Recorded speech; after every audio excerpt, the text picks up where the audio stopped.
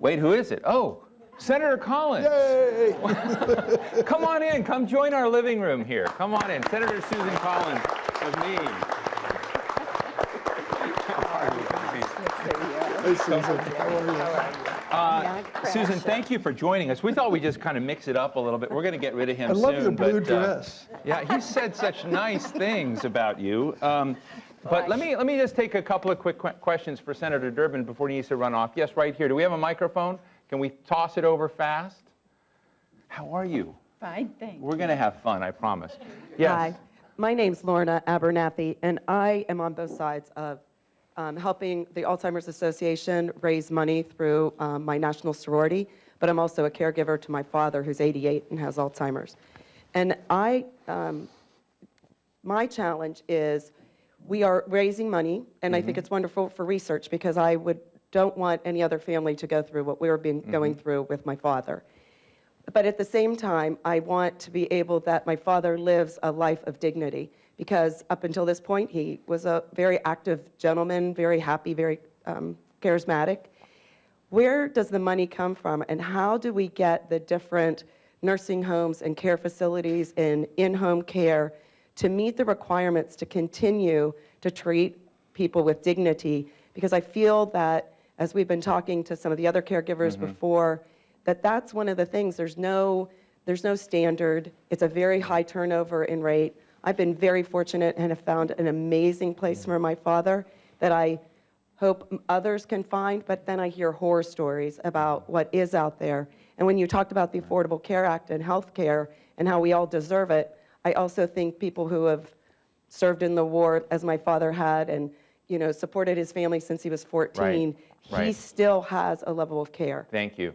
So, and we're going to also discuss this with Senator Collins because she's been investing so much in this area. But Dick? I'm going to hand it off to her, not because I can't answer it, but she can answer it better. Susan has introduced a piece of legislation which gets right to the heart of your question. Thank you, Dick. And first, let me thank you for hosting this forum, and also say that there's no better advocate in the United States Senate than Dick Durbin for biomedical research, and it's been a great pleasure to work with you, Dick, on this issue that both of us care so much about. Just a week ago, Senator Baldwin and I introduced a National Caregivers Act, and the reason that we did so is exactly to answer some of the concerns that you've just raised. We are spending $225 billion on caring for people with Alzheimer's. The majority of that is uncompensated care that exhausted family members are giving, frequently an elderly spouse. And we don't have a strategy for trying to ensure that caregivers have the support that they need, whether it's respite care, whether it's home health care, whether it's support groups. And that's what our bill is aimed at. It is modeled on the National Alzheimer's Plan Act, which I authored with former Senator Evan Bayh, and that has produced a national strategy for Alzheimer's that's brought together all the federal agencies, and its most important recommendation has to do with the appropriate level of funding for biomedical research. Let me get this gentleman right here. Stuart Rosenthal with the Beacon newspapers. Senator, I commend your legislation to bring more money to federal research, and I think there will be a breakthrough from it in the next few years. My question is, you're asking how to pay for it. Why is it that when the government develops these kinds of basic research things that the drug companies pay very little in terms of license fees, and that they give no break to Medicare on the cost of the drugs when they're ultimately provided to the taxpayer that funded it in the first place? Why can't Congress do something about that? Great question.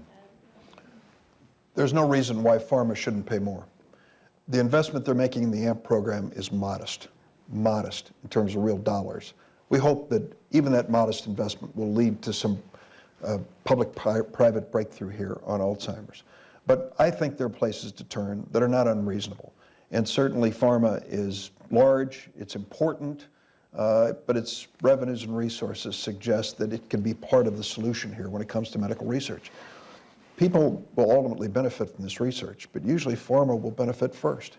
They'll develop these new products. And when I read this Fortune magazine piece, I sent a copy of it out to Francis Collins, and I said, it never mentions NIH once in the entire article. Did you have anything to do with what's going on at Biogen and Lilly?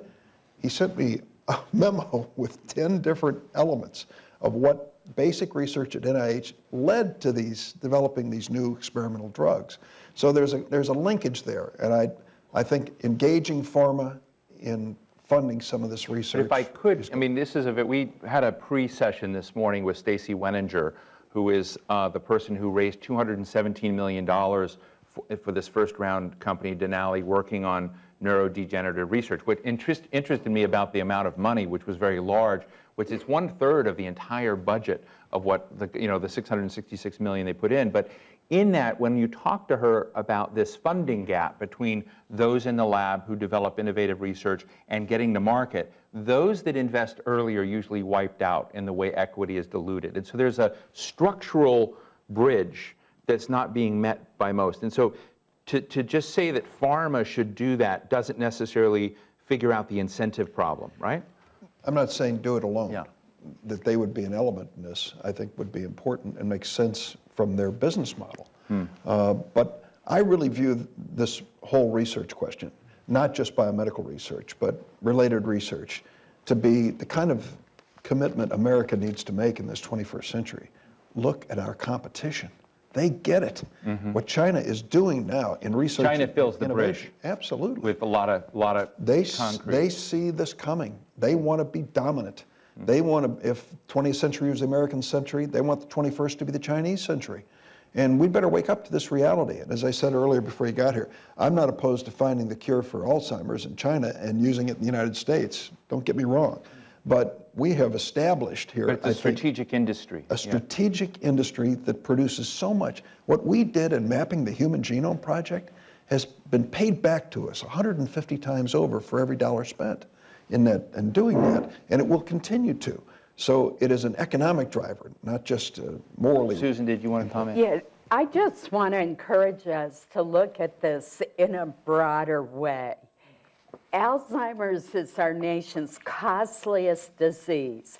It is going to bankrupt Medicare and Medicaid if we do not invest in the research. The Alzheimer's Association has said that if we could delay the onset by even 5 years, it pays for the increase in research.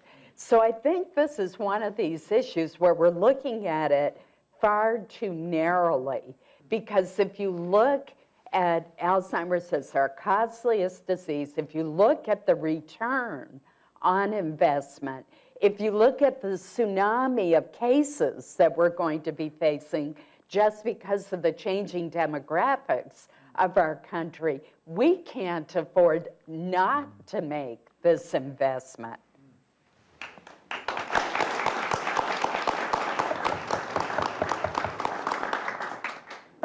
Oh, yes, you're waiting for Senator Durbin? Oh, okay. Senator Durbin, thank you so much for coming. Big round of Senator Durbin. Thank you so much. Thanks, Dick. Thank you. Susan, come join me here. Great to see you, Dick. Remember our deal about your the rights on your living alone. I think there's a story there. We were just talking about him moving from Animal House into his own place. And there had to be something in there about his sort of daily routine. We were also talking a little bit about, last night, Steve Kornacki had done an interview with Chuck Schumer, and Schumer talked a little bit about his going to the gym with Dick, and they would target Republicans at the gym to sort of seduce over to whatever legislative game they had. Do you work that way yourself? I, of course, have a far more direct approach. I just bring people facts and then badger them until they agree with me. You know, I spent much of last night actually reading about the volume of things that you have done, not only Alzheimer's research, but in aging in place. I was just reading tweets of yours that on diabetes and the whole broad arena of how to think about designing homes differently for the aging in place. You must know more about this subject than any of your colleagues. It's just I'm convinced that's the case. Would you say that's the case? No, I wouldn't be that presumptuous. But you've invested heavily in this. I have. What's driven that? I have. Well, first of all, I have the privilege of chairing the Aging Committee, so it's my responsibility. But somebody called you that you wanted that job, right? But absolutely. I represent the state with the oldest median age in the country. So if you had the youngest median age, you wouldn't do this committee assignment? No, I would still do it, but that certainly is an added incentive. So what about you is driving you this direction? But also, I meet constituents every day, including members of my own family, who are struggling with the issues that one of your questioners brought up. Maine is a low-income state. We have a lot of rural elderly whose families have moved away, and we need to figure out a way to make sure that their needs are met. The statistics on Alzheimer's are really a call to action for all of us. What we're learning from the experts is by age 85, and many of us are going to live till at least 85, nearly 1 out of 2 of us will develop Alzheimer's or some other kind of dementia, and the other one's going to be taking care of that person. So to me, that's a real call to action. And are people hearing it? Finally, due to great advocacy and to some of the stigma, which I've never understood, that's been connected with Alzheimer's. What is this stigma thing? I don't know. I don't understand it. But, I grew up in an era where people didn't say that they had cancer. It would be whispered that she had the big C. And I didn't understand that either. And with Alzheimer's, there's been, for some reason, this desire to keep it hidden within families. And I think that's really changed, and that's what has helped us make progress. And as Dick may have already said, we made tremendous progress in the appropriations bill this year. We've only been funding Alzheimer's at the highest level. It's been about $600 million. This is for a disease that costs our society as a whole $226 billion. $153 billion is out of Medicare and Medicaid, and yet we were only investing $600 million. This year, we got a 60% increase in the Senate version of the appropriations bill to bring us up to $950 million. We should be at $2 billion. That's what the experts tell us. That would still be less than 1% of what we're spending. Wow. But that's huge progress to have a 60% increase. Dick Durbin was just sharing with us, because I was asking him, are we at a different inflection point in technology and history, what we can do?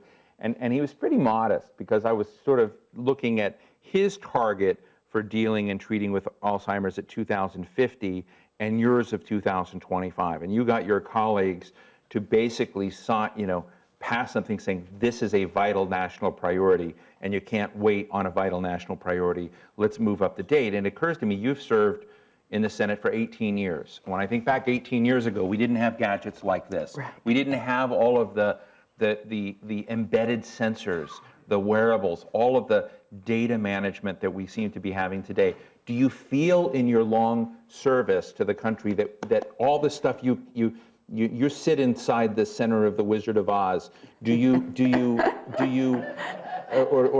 see in the crystal ball something very different in the next 6 to 10 years by 2000? I do. So tell us why. Give us some. What are your benchmarks? Because I have talked to so many researchers. I spent a fascinating 2 hours at Mass General one day with their top Alzheimer's research.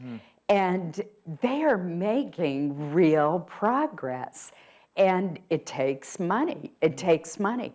But no matter where you look, whether it's Jackson Labs in Bar Harbor, Maine, or Mass General, or the University of Pennsylvania, all across the United States, there finally is a focus on Alzheimer's in a way that leaves me very optimistic that we're either going to find more effective treatments, that'll probably come first, but ultimately either a means of prevention or a cure. It's the only one of the top 10 most deadly diseases for which we don't have any. And and the trajectory is frightening.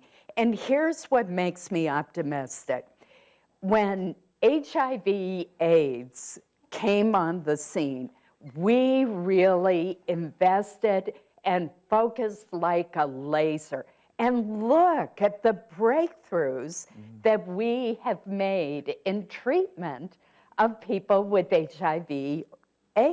It's just amazing. And it happened, if you think about it, really pretty quickly. But it was because there was this concentrated effort, a national strategy, and the investment. We still spend $3 billion a year on HIV/AIDS compared to the meager 600 million, soon I hope to be 950 million for Alzheimer's. So to me, that shows the effectiveness of a concentrated effort. I had a wonderful conversation this morning with a woman I just mentioned who'd raised all this money for a biomedical company called Denali. And she said that she was sort of sick of mice.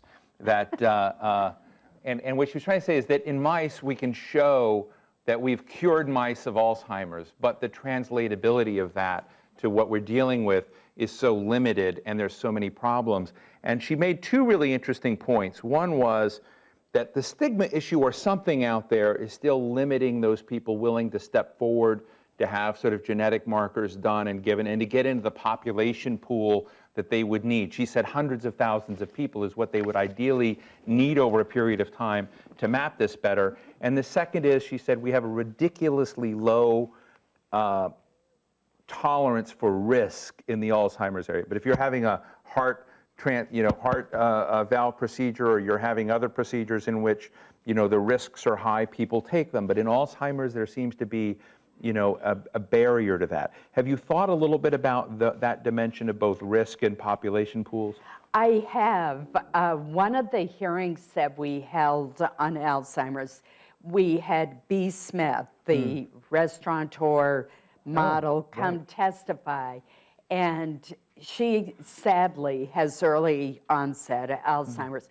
And one of the wonderful things that she has done is a public service announcement reaching out to African Americans in particular, because they are not participating in clinical trials. And she is encouraging their participation in clinical trials.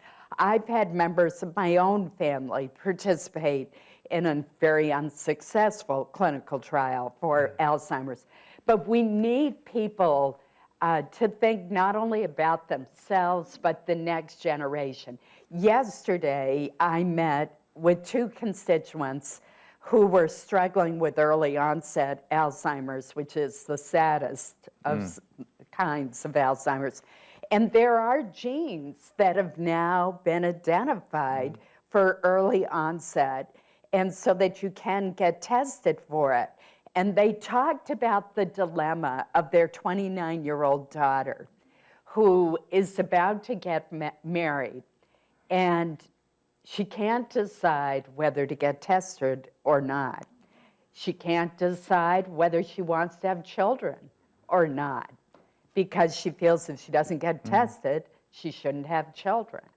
That's a horrible dilemma for someone to be in. Right. And I think it causes people, when there isn't an effective treatment or a cure, to be hesitant about getting tested for genetic markers, because they think, well, if nothing can be done, do I really want to know? And I think that the more that we can get people to participate in testing and clinical trials, the more we'll know and the sooner we'll get to But our counseling goal. might be a part of that. Absolutely.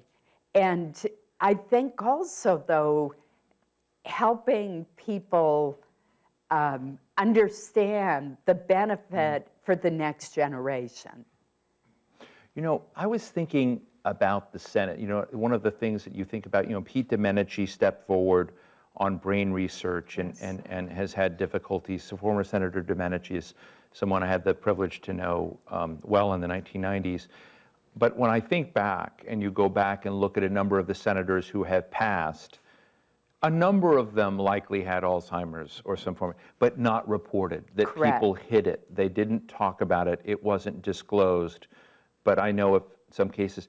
Do you think, I mean, the Senate is like a family after a certain period of time, right? Whether you like, I mean, Yes. sometimes unwanted family. But they're a family nonetheless. And do you think that more of those stories, that there ought to be an effort somehow for people to come out with their stories? Would that be a healthy thing to help other people around the country do some of the things you're talking about? It would be, and I'll tell you, a person that I so greatly admire is Maria Shriver, Right. who has been very vocal about her father's fight with Alzheimer's.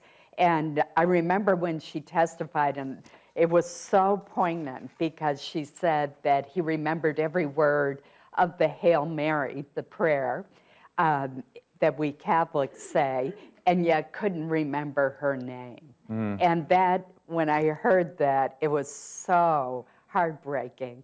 But having people like B. Smith, like Maria, come forward and tell their personal stories or their family's stories is very important.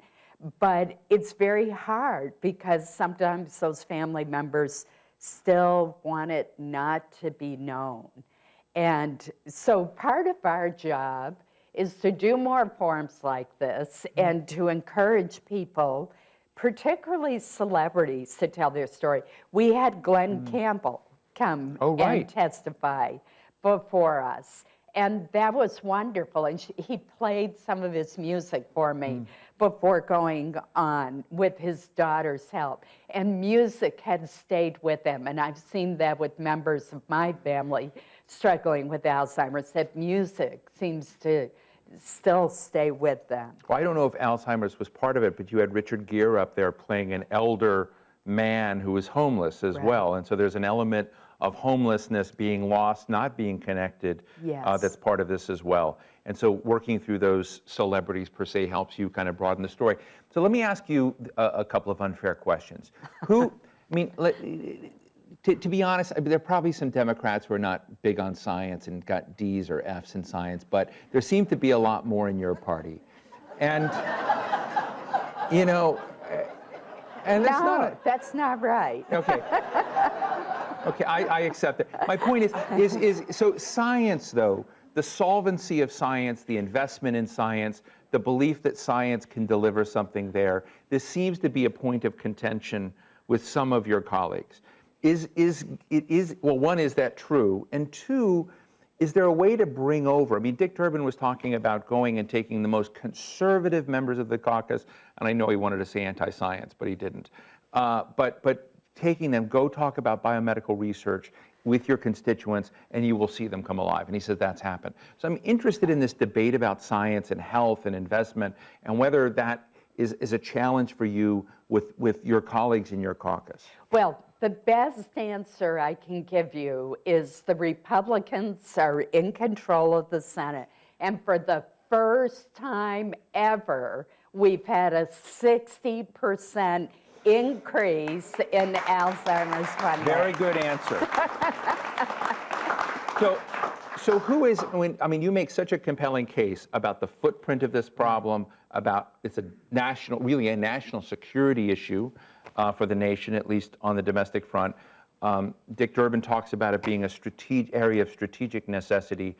What's the problem in bringing more colleagues on more quickly? What is the barrier? What are they distracted by? Well, there are a lot of serious diseases in this country, and it took a while to get a focus on cancer research, which we spend $5.4 billion on a year, and it's paid dividends. I think we need to look at the successful investments in cancer research, in HIV/AIDS, in cardiovascular disease. There's not an awareness of the prevalence of Alzheimer's. Now, that's partially because people used to die earlier. right. And also, remember when it was, people would say, well, she's just gotten senile. Do you remember that term? Right. And people didn't realize that Alzheimer's was a disease. They thought it was just something that happened as people got older. So that's why I commend all the advocacy groups, the Alzheimer's Association, and the many Alzheimer's, U.S. Against Alzheimer's, and Alzheimer's Cures, and all these groups, because raising public awareness is absolutely critical to getting the kind of support that we need and that has been there for other diseases that have organized, powerful advocacy groups that are willing to speak out. And that's what we need to do. But it's changing. I've been the chair of the Alzheimer's Task Force in the Senate for years. Senator Clinton was my first co-chair. I've always made it bipartisan. Well, it's been quite a while since she's been in the Senate. Right. And so back then, it was really difficult to get people interested. Now I have people clamoring to be the co-chair. Now Wow. Senator Warner's a co-chair, Senator Toomey is a co-chair, Senator Markey is a co-chair. That's a real difference, and that matters in terms of our ability to bring bipartisan Fascinating. So you efforts mentioned here. Hillary Clinton. We are entering a political season, and just about everyone you know is running for president. Yes.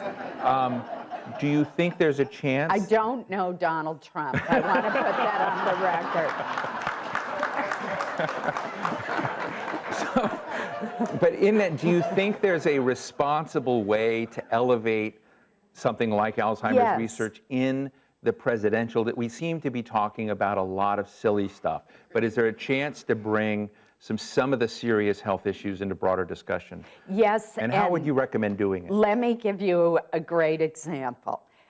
Jeb Bush called me and asked for my support. I am endorsing Jeb Bush, but I took the opportunity to talk to him about Alzheimer's disease. I just want to say that's a I tweet. had him that's on the phone. For those of you tweeting, that is a tweetable moment, probably the most tweetable moment. So put, Jeb Bush is out there, and I would link to him, and I would ask Jeb Bush to comment. And here's the good thing.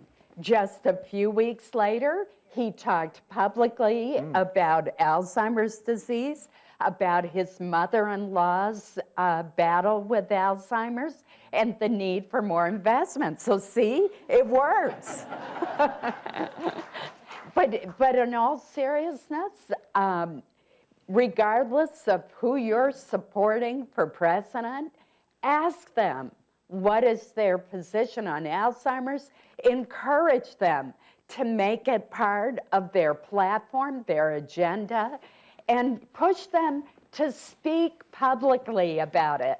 That's what we need. Wow. And it worked in my case. That's great. Let me go to the audience in just a moment, but the other thing that you've spent a lot of your time thinking about, which hasn't really entered our national discussion as much as it is, aging in place. Yes. And I'm really interested in how you think about that. What do you think we as a country need to get right in that arena? What are the doable things that we should try to check off the box? Because it's beginning to percolate, but not widely discussed.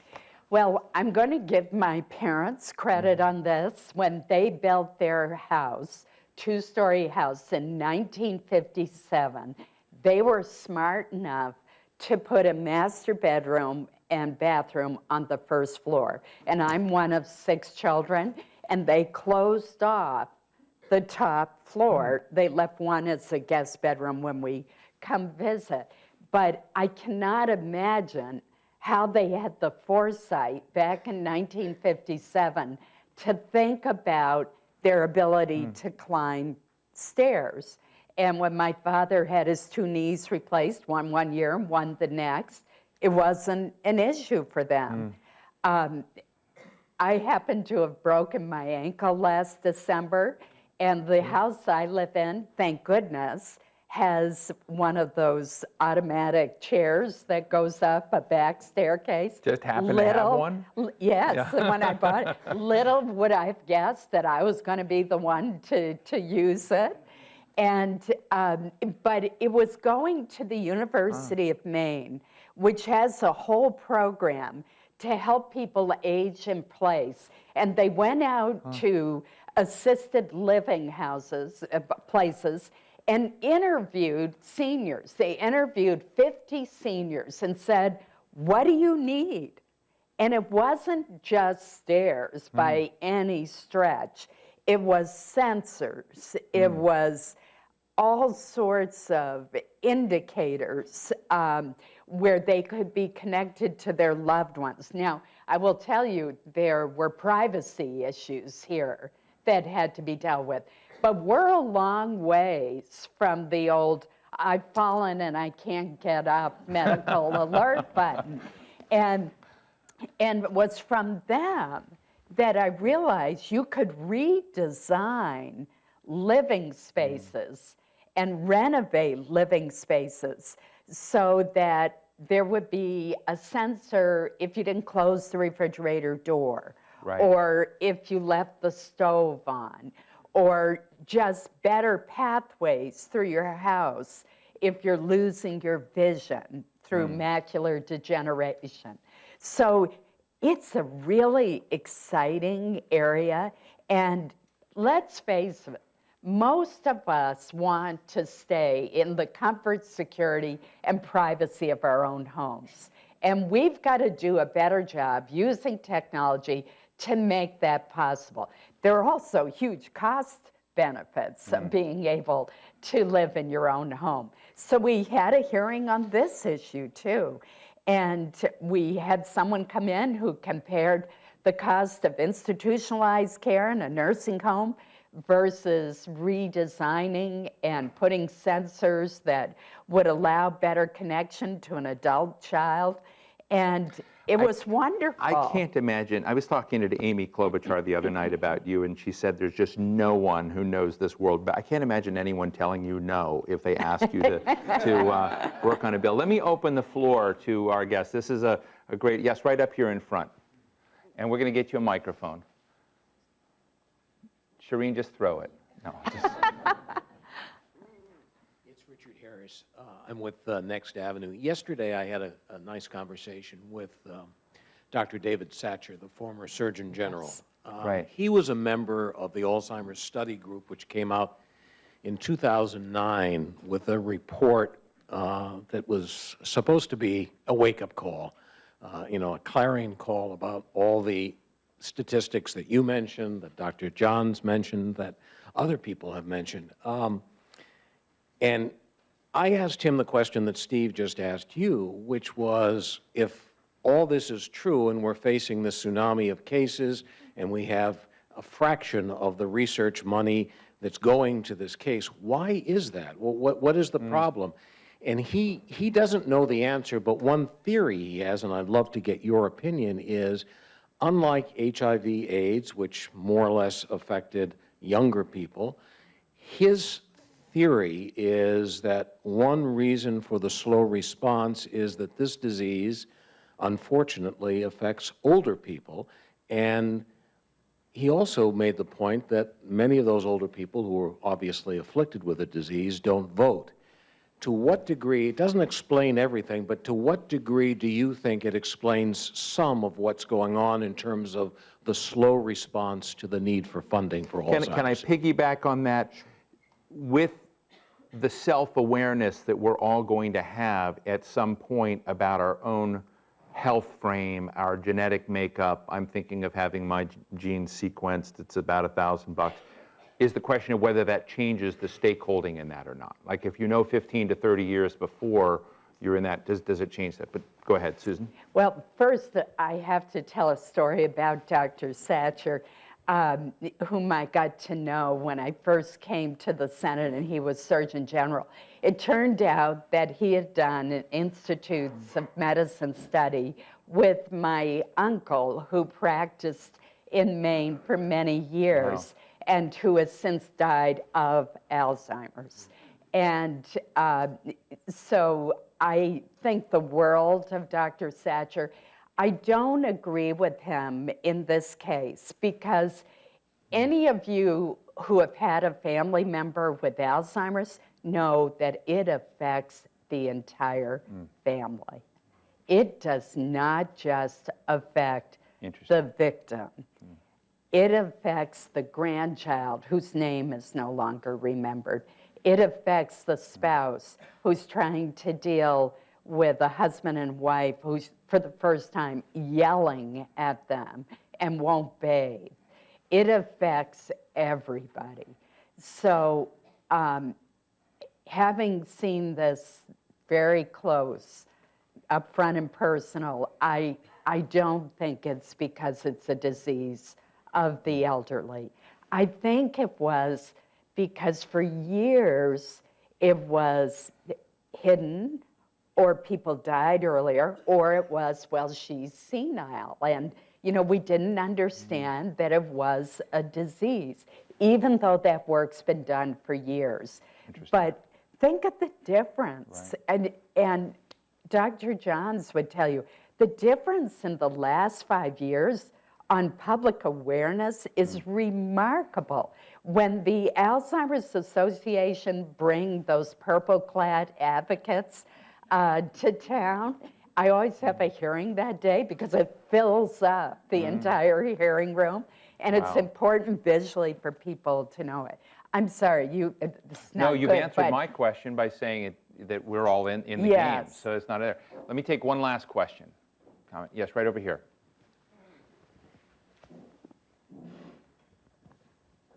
I, along with so many other people in this room, want to personally thank you, Senator Collins, for everything you're doing. You're just an amazing advocate. I also want to ask you, and knock it up a notch, Harry Johns this morning talked about presidential candidates. Steve brought it up again. But I'm wondering if, in the words of Jim Pinkerton, who's a wonderful journalist, he said that we need to declare war. Worldwide war on Alzheimer's. And I'm wondering if you have worked with any foreign leaders or your other counterparts in trying to address this in a much more global way. Excellent question, and the answer is yes. Great Britain had an international conference. But last year, I was invited to it and to speak at it. I desperately wanted to go. But the Senate schedule plus my campaign schedule precluded me from doing so. But George Bradenberg has brought in people to meet with me internationally, because we do need an international approach. And we need to pool resources and research. And one issue I feel strongly about is that if you get federal funding for Alzheimer's research, you should be required to share Is that your the case results. today? Not always. I don't pretend to be an expert on this, but I'm told that some of it is deemed proprietary if it's in conjunction with a pharmaceutical company, which it often is. And of course, there's the new AMP initiative also, where there's it's pretty modest investments from both sides. And that one is going to be published, as I recall. But it seems to me that ought to be a minimum. But I agree, we need an international approach. This problem is only going to grow worse across the world. And there are countries like in Western Europe and Japan where the population is aging that should be particularly interested in a collaborative approach. I would just say in closing, this last point about the sharing of data, of research, as long as the privacy issues are worried out. In the Atlantic's many forums in the health area, it's the single thing that comes up the most. But whether it's hospital to hospital, we did a thing up in Cambridge with, had several cancer researchers from Harvard, top, saying we don't share in the way we should. And they'll say that the absence of protocols and a sort of commitment to share very broadly is the biggest inhibitor. Everybody says it's getting better, but it's not where it should be. So I really appreciate that last comment. Susan, thank you so much for joining us today. Ladies and gentlemen, Susan Collins, the awesome Senator of Maine, thank you. Thank you. Good to see you.